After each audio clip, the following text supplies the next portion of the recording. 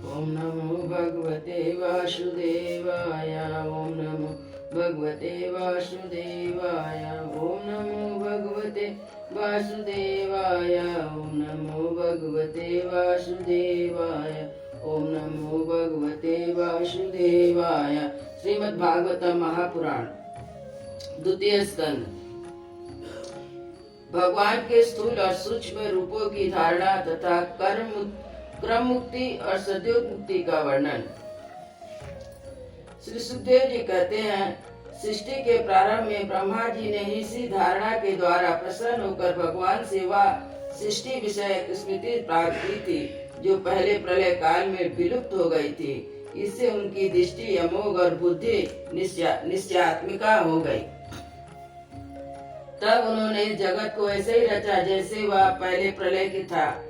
वेदों की वर्णन शैली ही इस प्रकार की है कि लोगों की बुद्धि स्वर्ग आदि निरर्थक नामों के फेर में फंस जाती है। जीव वहाँ सुख की वासना से स्वप्न सा देखता हुआ भटकने लगता है, किंतु उन मायामय लोकों में कहीं भी उसे सच्चे सुख की प्राप्ति नहीं होती। इसलिए विद्वान पुरुष को चाहिए कि वह विविध नामों वाले पदार्थों से उतना ही व्यवहार करे जितना प्रयोजनीय हो। अपनी बुद्धि को अपनी निस्सारता के निश्चय से परिपूर्ण रखे और एक क्षण के लिए भी अवसाधान ना हो।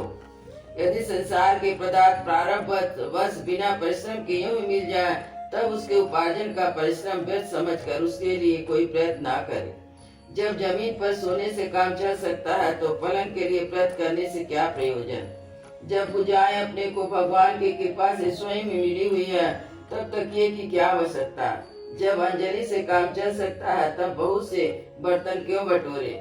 वृक्ष की छाल पहनकर या यदि जीवन धारण किया जा सकता है, तो वस्त्रों की क्या आवश्यकता है। पहनने को क्या रास्ते में भूख लगने पर दूसरों के लिए ही शरीर धारण करने वाले वृक्ष क्या फल फूल की भिक्षा नहीं देते। जल जाने वाले के लिए नदियाँ क्या बिल्कुल सूख गई हैं। रहने के लिए क्या पहाड़ों की गुफाएं बंद कर दी गई। अरे भाई, सब नाश है, क्या भगवान भी अपने शरणागत की रक्षा नहीं करते। ऐसी स्थिति में बुद्धिमान लोग भी धन के नशे में चूर घमंडी धनियों की चापलूसी क्यों करते। इस प्रकार विरक्त हो जाने पर अपने हृदय में नित्य विराजमान स्वतः सिद्ध आत्म स्वरूप परम प्रियतम परम सत्य जो अनंत भगवान है, बड़े प्रेम और आनंद से दृढ़ निश्चय करके उन्हीं का भजन करें, क्योंकि उनके भजन से जन्म मृत्यु के चक्कर में डालने वाला ज्ञान का नाश हो जाता है। पशुओं की तो बात क्या, परंतु मनुष्य में भला ऐसा कौन है जो लोगों को इस संसार रूप बैतरणी नदी में गिरकर अपने कर्म जन दुखों को भोगते हुए देखकर भी भगवान का मंगलमय चिंतन नहीं करेगा। इस असस्त विषय भोगों में ही अपने चित्त को भटकने देगा। कोई साधक अपने शरीर के भीतर हृदय आकाश में विराजमान भगवान के प्रादेश मात्र स्वरूप को धारणा करते हैं। वे ऐसा ध्यान करते हैं कि भगवान की चार भुजाओं में शंख चक्र गदा और पद्म है। उनके मुख पर प्रसन्नता झलक रही है। कमल के समान विशाल और कोमल नेत्र हैं। कदम के पुष्प के केसर के समान पीला वस्त्र धारण किए हुए हैं। भुजाओं में श्रेष्ठ रत्नों से जड़े हुए सोने के बाजूबंद शोभायमान है। सिर पर ही बड़ा सुंदर मुकुट है। कानों में कुंडल है, जिनमें जड़े हुए बहुमूल्य रत्न जगमगा रहे हैं। उनके चरण कमल योगेश्वर के खिले हुए हृदय कमल की कड़िका पर विराजित है। उनके हृदय पर श्री वत्स का चिन्ह, एक सुनहरी रेखा, गले में कौस्तुभ मणि लटक रही है। वक्षस्थल कभी न कुमलाने वाली बनमालों से घिरी हुई है। कमर में करधनी, अंगुलियों में बहुमूल्य अंगूठी, चरणों में नुपुर, हाथों में कंगन आदि आभूषण धारण किए हुए हैं। उनके बालों की लटें बहुत चिकनी है, निर्मल घुंघराली और नीली है। उनका मुख कमल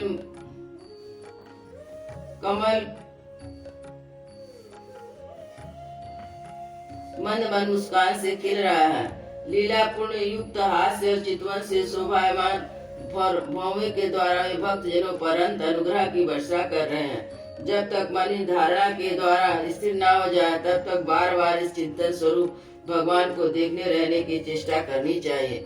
भगवान के चरण कमलों से लेकर उनके मुस्कान युक्त मुख कमल पर्यंत समस्त अंगों की एक एक करके बुद्धि द्वारा धारणा करनी चाहिए। जैसे जैसे बुद्धि शुद्ध होती जाएगी वैसे वैसे चित्त स्थिर होता जाएगा।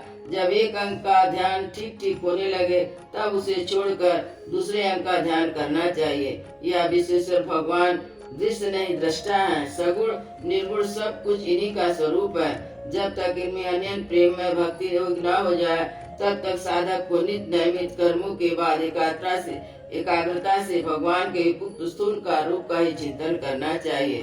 परीक्षित, जब योगी पुरुष इस मनुष्य लोक को छोड़ना चाहे तब देश और काल में मन को न लगाए। सुख पूर्व स्थिर आसन पर बैठकर प्राणों को जीत कर मन से इंद्रियों का संयम करे। तदंतर अपनी निर्मल बुद्धि से मन को नियमित करके मन के साथ बुद्धि को क्षेत्रक में एवं क्षेत्रक को अंतरात्मा में लीन कर दे। फिर अंतरात्मा को परमात्मा में लीन करके धीर पुरुष उस परम शांति में अवस्था को स्थित हो जाए। फिर उसके लिए कोई कर्तव्य शेष नहीं रहता। इस अवस्था में सतगुण भी नहीं, फिर रजोगुण तमोगुण की तो बात ही क्या है। अहंकार महत्व तो प्रकृति का भी यही अस्तित्व नहीं है। उस स्थिति में जब देवताओं के नियामक काल की विदाल नहीं करती तब देवता उनके अधीन रहने वाले प्राणी तो रह ही कैसे सकते हैं। योगी लोग या नहीं इस प्रकार परमात्मा से भी पदार्थों का त्याग करना चाहते हैं और शरीर तथा उसके संबंधी पदार्थों में आत्म बुद्धि का त्याग करके हृदय के द्वारा पद पद पर भगवान के जिस परम पूज्य स्वरूप का आलिंगन करते हुए अन्य प्रेम से परिपूर्ण रहते हैं वही भगवान विष्णु का परम पद है। इस विषय में समस्त शास्त्रों की सम्मति है। ज्ञान दृष्टि के बल से जिसके चित्त की वासना नष्ट हो गई है उस ब्रह्मनिष्ठ योगी को इस प्रकार अपने शरीर का त्याग करना चाहिए।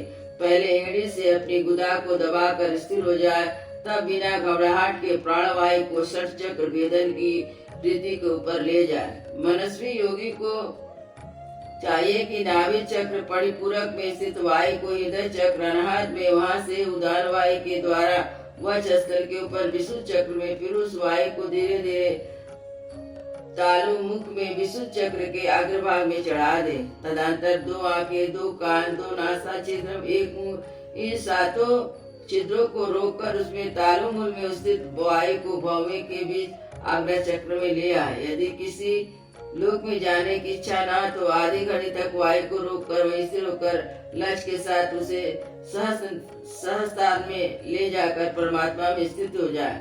इसके बाद ब्रह्म रथ का भेदन करके शरीर इंद्रियों को छोड़ दे। परीक्षित, यदि योगी की इच्छा हो कि मैं ब्रह्म लोक में जाऊं, 8 सिद्धियां प्राप्त करके आकाशचारी सिद्धों के साथ विहार करूं अथवा त्रिगुणमय ब्रह्मांड के किसी भी प्रदेश में विचरण करूं, तो उसे अपने मन इंद्रियों को साथ लेकर इस शरीर से निकलना चाहिए। योगियों का शरीर वायु की भांति सूक्ष्म होता है। उपासना, तपस्या, योग और ज्ञान का सेवन करने वाले योगियों को त्रिलोकी के बाहर और भीतर सर्व स्वच्छंद से विचरण करने का अधिकार होता है। केवल कर्मों के द्वारा इस प्रकार बेरोक विचरना नहीं हो सकता। परीक्षित, योगी ज्योतिर्मय मार्ग सुषुम्ना के द्वारा जब ब्रह्मलोक के लिए प्रस्थान करता है तब पहले वह आकाश मार्ग से अग्निलोक में जाता है। वहाँ उनके बचे कुचे मल भी जल जाते हैं। इसके बाद वह वहाँ से ऊपर भगवान श्री हरि के शिशुमार नामक ज्योतिर्मय चक्र में पहुँचता है। भगवान विष्णु का शिशुमार चक्र विश्व ब्रह्मांड के भ्रमण का केंद्र है। उसका अतिक्रमण करके अत्यंत सूक्ष्म निर्मल शरीर से वहाँ अकेले ही महलोक में जाता है। वहाँ लोक ब्रह्म वेताओं के द्वारा भी बंधित है और उसे कल्प प्रयान्त जीवित रहने वाले देवता विहार करते हैं। फिर जब प्रलय का समय आता है तब नीचे के लोगों को शेष के मुख से निकली हुई आग के द्वारा भस्म होते देख वह ब्रह्मलोक में चला जाता है। जिस ब्रह्मलोक में बड़े बड़े सिद्धेश्वर विमानों पर निवास करते हैं, उस ब्रह्मलोक की आयु ब्रह्मा की आयु के समान ही 2 परार्थ की है। वहाँ न शोक है, न दुख है, न बुढ़ापा है, न मृत्यु। फिर भी वहाँ किसी प्रकार का ही दुख भय भी तो नहीं है। वहाँ यदि दुख है तो केवल एक बात का, वह यही कि इस परम पद को ना जानने वाले लोगों के जन्म मृत्यु में अत्यंत घोर संकट को देखकर दयावश वहाँ के लोगों के मन में बड़ी व्यथा होती है। सत्यलोक में पहुंचने के पश्चात योगी निर्भय होकर अपने सूक्ष्म शरीर से पृथ्वी से मिला देता है और फिर उतावली न करते सातों आवरण का भेदन करता है। पृथ्वी रूप से जल को, अजल रूप से अग्नि को आवरण प्राप्त करके उत्तेजित रूप से वायु रूप आवरण में आ जाता है और वहां से समय पर ब्रह्म की अनंतात्म का बोध कराने वाले आकाश रूप आवरण को प्राप्त करता है। इस प्रकार स्थूल आवरण को पार करते हुए उसकी इंद्रियां भी अपने सूक्ष्म अधिष्ठान में लीन होती है। घ्राण इंद्रिया गंध तन मात्रा में रसना, रस तन मात्रा में नेत्र, रूप तन मात्रा में त्वचा, स्पर्श तन मात्रा में श्रोत्र, शब्द तन मात्रा में केंद्रित अपनी अपनी क्रिया शक्ति से मिलकर अपने अपने सूक्ष्म स्वरूप को प्राप्त हो जाती है। इस प्रकार योगी पंचभूतों के सूक्ष्म सूक्ष्म आवरणों को पार कर अहंकार में प्रवेश करता है। मैं सूक्ष्म भूतों का तामस अहंकार में, इंद्रियों का राजस में अहंकार में तथा मन और इंद्रियों का अधिष्ठान देवताओं को सात्विक अहंकार में लीन कर देता है। इसके बाद अहंकार के सहित लय रूप गति द्वारा महत्त्व में प्रवेश करके अनंत में समस्त गुणों के लय स्थान प्रकृति रूप में आवरण में जा मिलता है। परीक्षित महाराजा, महाप्रलय के समय प्रकृति रूप आवागमन भी लय हो जाने पर योगी स्वयं आनंदमय स्वरूप होकर अपने उस निरावरण रूप में आनंद स्वरूप शांत परमात्मा को प्राप्त होता है, जिसे इस भगवानमय गति की प्राप्ति हो जाती है। फिर इसे संसार में नहीं आना पड़ता। पर तुमने जो पूछा उसके उत्तर में मैंने वेदों के द्विविध सनातन मार्ग, सत्य मुक्ति और कर्म मुक्ति का तुमसे वर्णन किया। पहले ब्रह्मा जी भगवान वासुदेव की आराधना करके उनसे सब प्रश्न किया।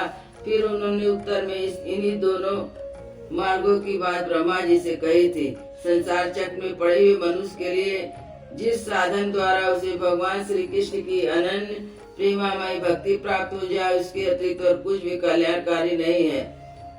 भगवान ब्रह्मा ने एकाग्रचित्त से सारे वेदों को तीन बार अनुशीलन करके अपनी बुद्धि से यही निश्चय किया कि जिससे सर्वात्मा भगवान श्री हरि अत्यंत प्रसन्न हो जाए।